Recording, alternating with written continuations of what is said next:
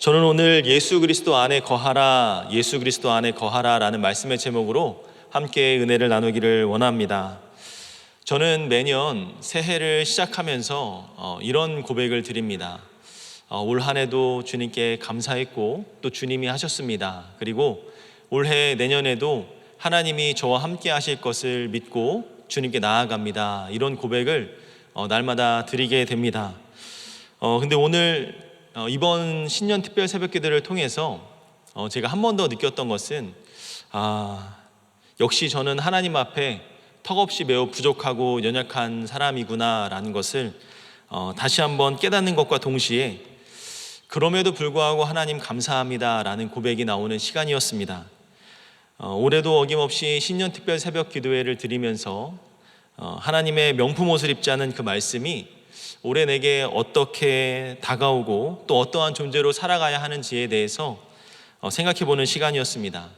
제가 우리 교구 성도님들과 이 신년 특별 새벽 기도회와 이 고난주간 특별 새벽 기도회가 되면 간단하게 말씀을 요약해서 정리하고 나누는 시간을 갖는데요, 개인적으로 요약해서 정리하는 그 시간이 저에게는 참 의미가 있습니다.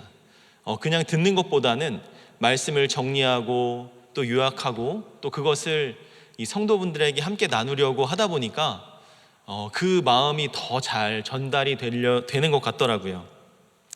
이 말씀을 정리하고 묵상하게 되면서 나 자신을 돌아보게 되었습니다. 그리고 또 말씀을 통해서 그래, 올해는 정말 하나님의 명품 옷을 입고 잘 살아야지, 열심히 살아야지 하면서도 그렇게 살 수 있을까 염려하고 또 그렇게 살지 못하는 저의 모습을 볼 때 마음이 힘들기도 합니다. 그 특세 말씀을 이 주제 말씀 골로새서 3장 12절 말씀에 보니까 이렇게 이야기합니다. 그러므로 너희는 하나님이 택하사 거룩하고 사랑받는 자처럼 긍휼과 자비와 겸손과 온유와 오래 참음을 옷 입고.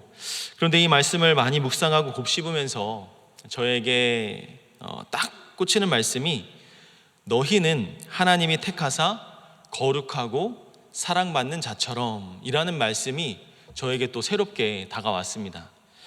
하나님이 나를 택하셨고 거룩하게 하셨고 사랑받게 해주셨는데 내가 긍휼과 자비와 겸손과 온유와 오래 참음의 옷을 입고 살아가고 있었는가? 그렇게 살 수 있을까?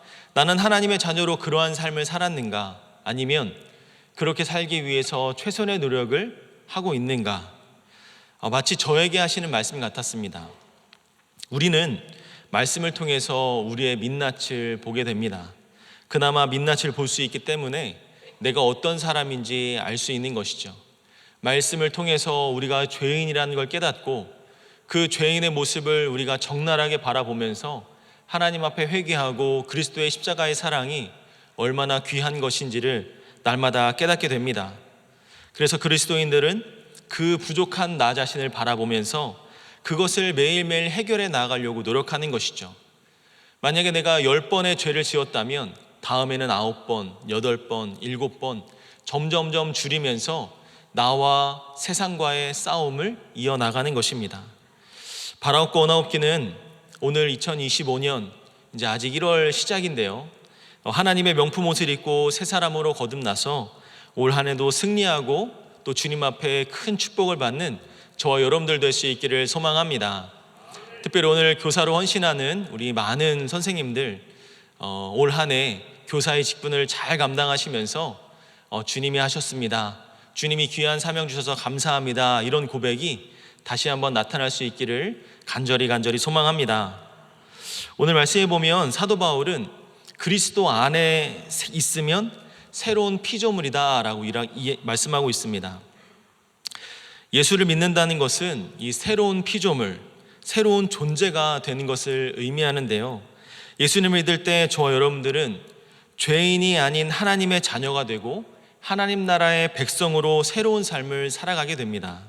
그런데 이 새로운 피조물이 되기 위해서는 한 가지 조건이 있는데 바로 그리스도 안에 있어야 된다라는 것이죠.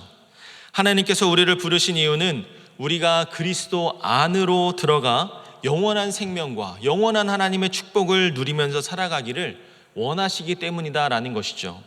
그리스도의 바뀐 세상에서는 하나님이 주시는 이러한 축복을 누릴 수가 없습니다. 그래서 우리가 그리스도 안에 있기 위해서 해야 할 일은 먼저 세상과 그리스도 사이에 있는 경계선을 넘는 결단과 행동이 있어야 합니다.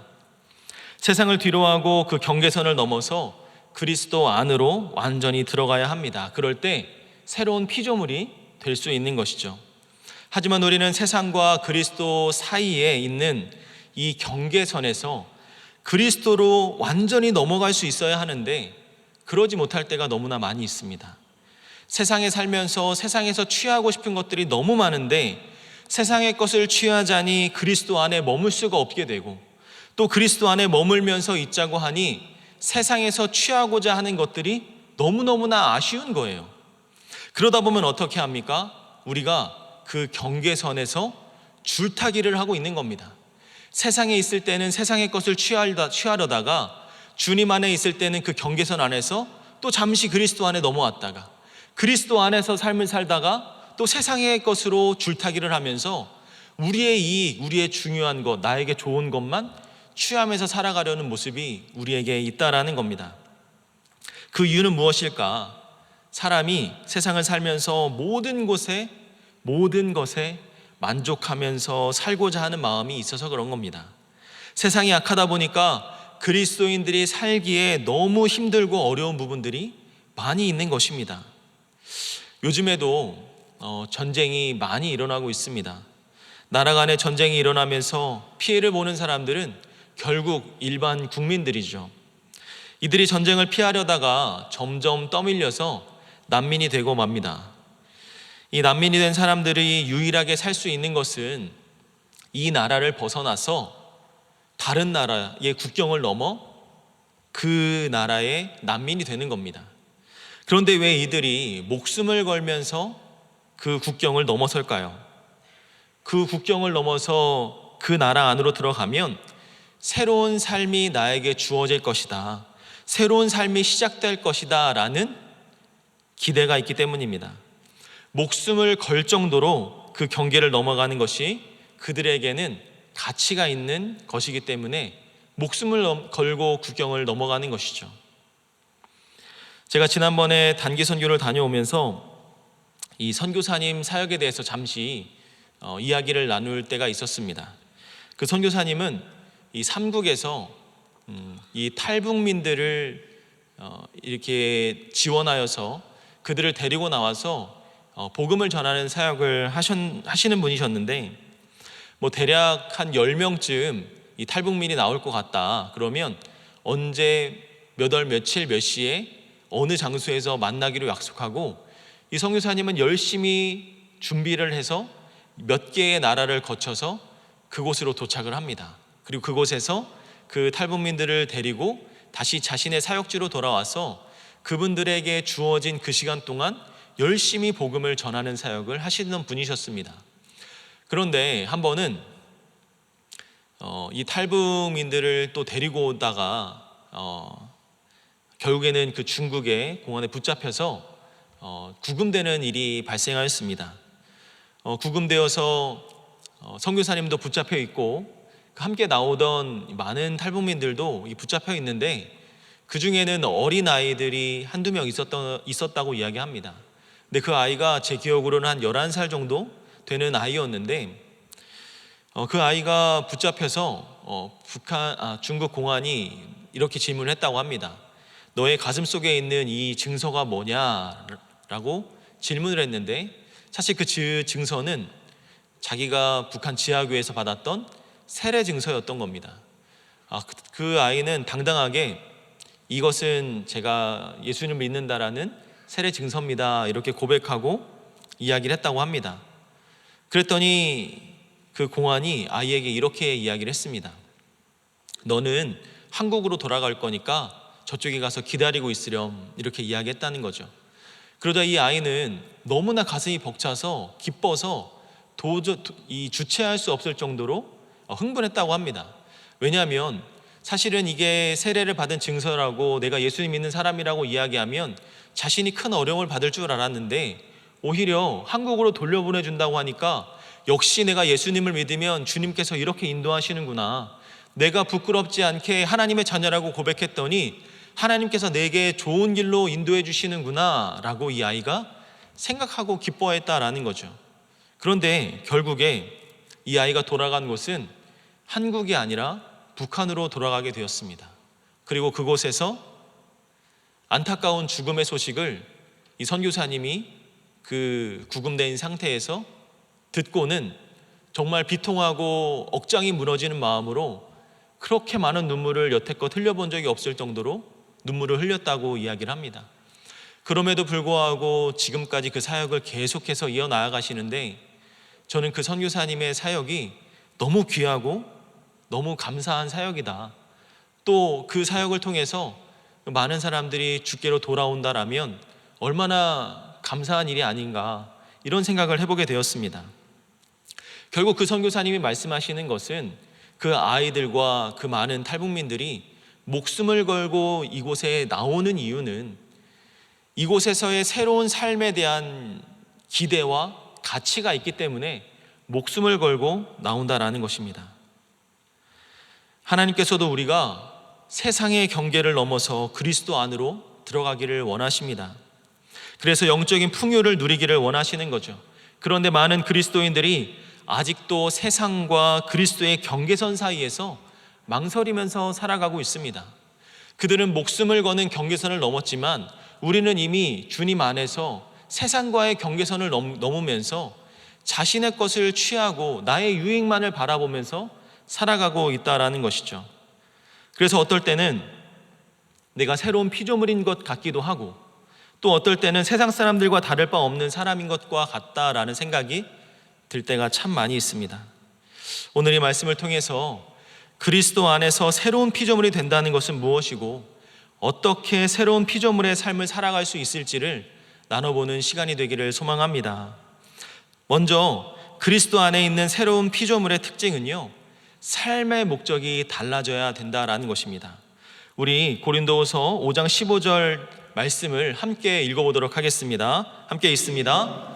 그가 모든 사람을 대신하여 죽으심은 살아있는 자들로 하여금 다시는 그들 자신을 위하여 살지 않고 그들을 위하여 대신 죽었다가 다시 살아나신 이를 위하여 살게 하려 함이라. 아멘. 15절 후반부에 보면 오직 그들을 대신하여 죽었다가 다시 사신 이를 위하여 살게 하려 함이라, 이렇게 말씀합니다. 우리가 새 것이 될 수 있는 것은요, 우리의 삶의 목적이 나를 위해서가 아니라 그리스도를 위해서 살게 될 때라고 말씀하고 있는 겁니다. 사도 바울은 예수 그리스도를 믿은 이후에 자신의 삶의 목적이 바뀐 대표적인 사람입니다. 이 갈라디아서 2장 20절 말씀에 보면 이렇게 말씀합니다. 우리 한 번 더 읽어볼까요? 내가 그리스도와 함께 십자가에 못 박혔나니 그런즉 이제는 내가 산 것이 아니요 오직 내 안에 그리스도께서 사신 것이라. 이제 내가 육체 가운데 사는 것은 나를 사랑하사 나를 위하여 자기 몸을 버리신 하나님의 아들을 믿는 믿음 안에서 사는 것이라. 아멘. 사도 바울은 예수님을 믿고 새 사람으로 변화되었습니다. 그전에는 자신의 의를 이루고 자기를 자랑하기 위해서 살았던 사람이죠.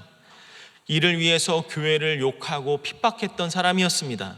그런데 예수님을 믿고 나서 새로운 피조물이 되고 나니까 예수님만을 위한 삶으로 변화되었습니다. 예수님 때문에 사도 바울의 말이 달라지고 성품과 행동이 달라졌습니다. 그는 더 이상 다른 이를 핍박하는 자가 아니라 핍박을 당하는 자가 되어버린 것이죠. 그의 강팍했던 성품은 다 사라지고 오히려 예수님의 성품과 같이 자신을 핍박하는 이들을 불쌍히 바라보면서 그들을 구원하기 위해 헌신했던 사람이었습니다. 사도 바울이 자신을 속였던 세상을 버리고 그리스도 안으로 그 경계선을 넘어 들어왔을 때 이러한 삶의 변화된 사람이 될 수 있었다라는 것이죠. 우리가 그리스도 안에 있을 때 듣게 되는 말이 있습니다. 뭔가 달라졌다라는 이야기인데요. 이런 이야기들을 종종 합니다. 저 사람 교회 다니더니 사람이 참 많이 변했어. 옛날에 저렇게 착하지 않았는데 예수님 믿고 나니까 사람이 선하고 온화해지고 너무 좋은 사람이 된 것 같아. 이런 이야기를 들을 때가 많이 있습니다. 우리 사랑하는 성도 여러분들은 이런 얘기 많이 들으시죠? 아멘. 들으실 줄로 믿습니다. 네. 그런데 아직도 그리스도 밖에 있다면 이런 이야기보다는 조금 다른 이야기를 듣는 것 같아요. 교회 다닌다더니 아무 소용도 없네. 교회를 다니나 마나 지금이나 그때나 똑같네. 변한 게 하나도 없어. 이런 이야기를 들을 때가 있습니다. 하지만 그리스도 안에 있을 때는요, 우리의 삶의 모습이 바뀔 수 있다라는 겁니다. 왜냐하면 우리가 그리스도 안에 있으면 그리스도 안에서 있을 때 우리가 새로운 피조물로 변화를 받기 때문입니다. 제가 군에 있을 때 예수님을 인격적으로 만났습니다. 모태신앙이었지만 그리스도 안에 있으면서도 세상 속에 살았을 때가 참 많이 있었습니다. 물론 어릴 때는 신앙생활을 열심히 했습니다.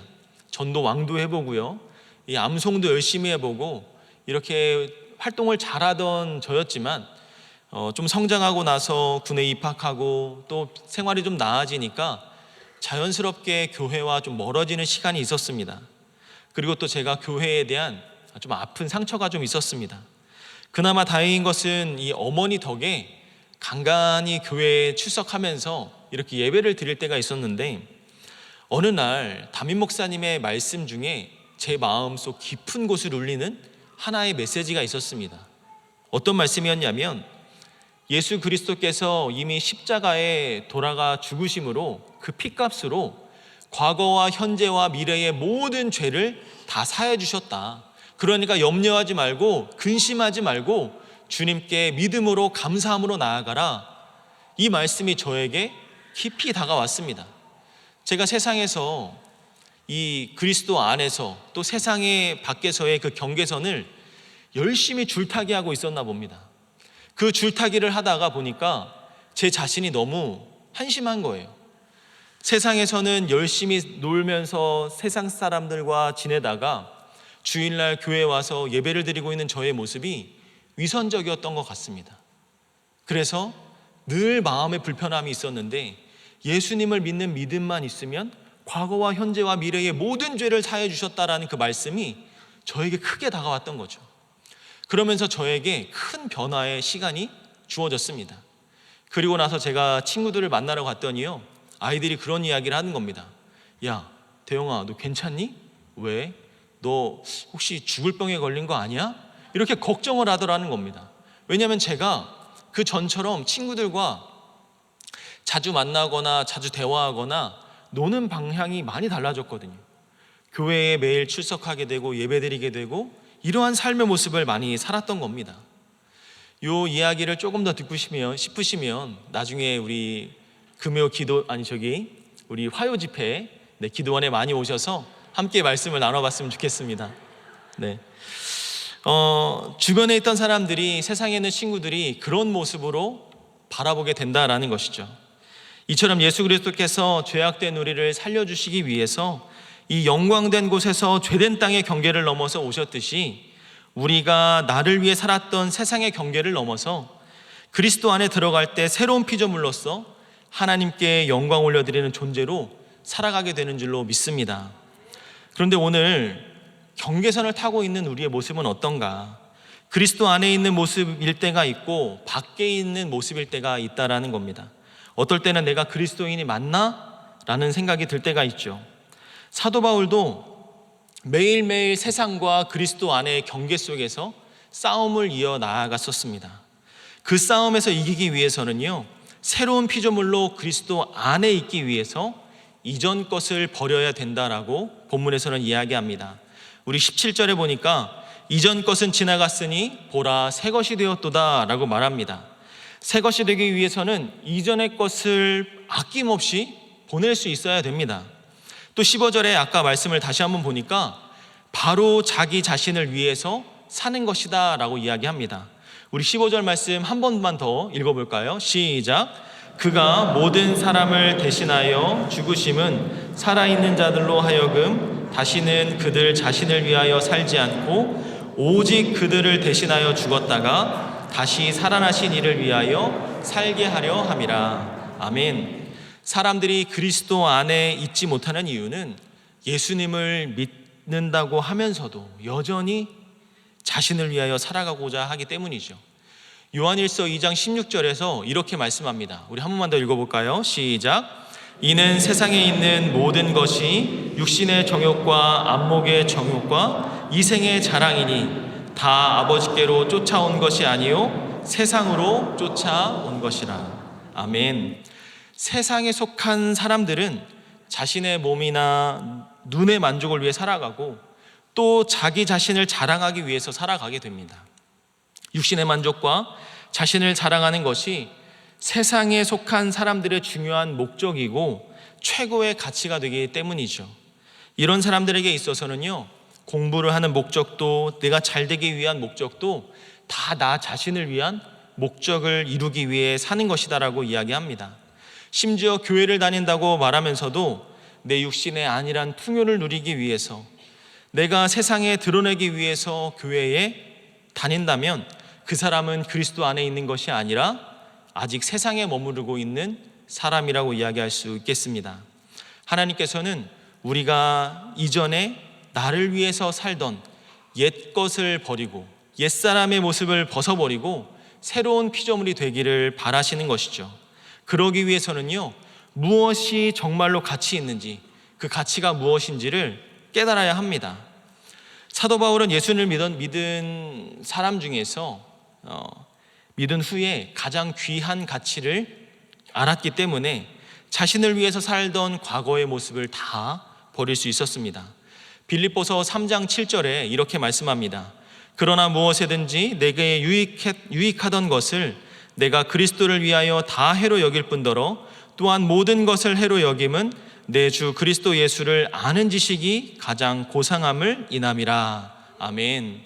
사도 바울은 자신이 핍박했던 그 예수가 다른 어떤 것보다 가장 귀하고 아름다운 가치가 있다는 것을 깨닫게 되었습니다. 자신이 가진 세상의 모든 것을 다 포기할지라도 예수 그리스도 안에 머물고자 했던 것이죠. 이 세상의 어떤 것도 우리를 죽음에서 영생으로 옮겨 놓을 수 있는 존재는 없습니다. 이 세상에서 아무리 많은 것을 소유하고 강력한 권세를 가졌다라고 말할지라도 그것을 우리를 영원한 생명으로 이끌지는 못합니다. 이 세상에 있는 어떤 것도 우리에게 기쁨과 영원한 안식을 줄 수 없습니다. 예수 그리스도만이 우리를 죄로부터 구원해 주시고 하나님의 자녀로 영원한 생명을 살아갈 수 있도록 인도해 주시는 유일한 분이신 줄로 믿기를 소망합니다. 그리스도 안에 있을 때 하나님의 자녀의 특권을 누릴 수 있는 것이죠. 마지막으로 새로운 피조물은요, 하나님과 화목을 가장 중요시하는 사람들입니다. 오늘 본문 20절의 마지막 부분에 보면 이렇게 이야기합니다. 사도 바울은 고린도 교인들에게 그리스도를 대신해서 간청하고 있는데 그것은 너희는 하나님과 화목하라 라는 것이죠. 한 해를 시작하면서 할 수 있는 대로 모든 사람들과 화목할 수 있기를 소망합니다. 하지만 가장 화목하기를 힘써야 할 대상은 우리 하나님인 줄 믿습니다. 하나님과 불화한 사람은 축복될 수가 없습니다. 우리가 세상에서 속해서 나 자신을 위해서 세상에서 살아갈 때 하나님과 불화할 수밖에 없습니다. 우리가 세상적으로 자랑할 것이 많고 사람들이 부러워한 삶을 산다 할지라도 하나님과의 관계가 불화하면 그런 것들은 아무런 가치가 없습니다. 우리가 누구보다 화목해야 할 사람은, 그 대상은 하나님이다라는 것을 기억해야 합니다. 우리가 이 세상에 많은 사람들과 화목하더라도 하나님과 화목하지 못하면 그 삶은 우리에게 너무나 안타까운 삶이 되는 것이죠. 오늘 말씀을 정리하면서 올 한 해 하나님과 화목하고 하나님 안에 거할 수 있는 우리 모두가 되기를 소망합니다.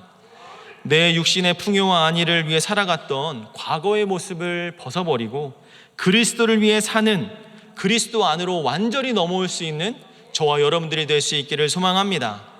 작년이나 올해나 다 똑같아 라는 말을 듣는 것보다 저 사람 과거보다 많이 변했어, 이전보다 더 나은 사람이 되었어 라고 그런 이야기를 들을 수 있는 저와 여러분들, 또 새로운 피조물의 삶을 잘 살아갈 수 있는 저와 여러분들이 될 수 있기를 소망합니다. 또한 이 자리에 교사로 헌신하기로 작정하고 서약하시는 분들, 우리 교회학교 자녀들에게 교사로서 그리스도의 본이 되어서 이 자녀들이 우리 선생님처럼 하나님을 사랑하고 믿음으로 살아가는 사람이 돼야지라고 고백할 수 있는 그런 귀한 교사로 세워질 수 있기를 소망합니다. 그런 믿음을 가지고 이 헌신 서약식에 참여해 주셔서 감사드리고, 그 믿음으로 주님 앞에 나아가 예수님 안에 거하시는 우리 교사 선생님들, 또 우리 모두가 될 수 있기를 주님의 이름으로 간절히 소망합니다.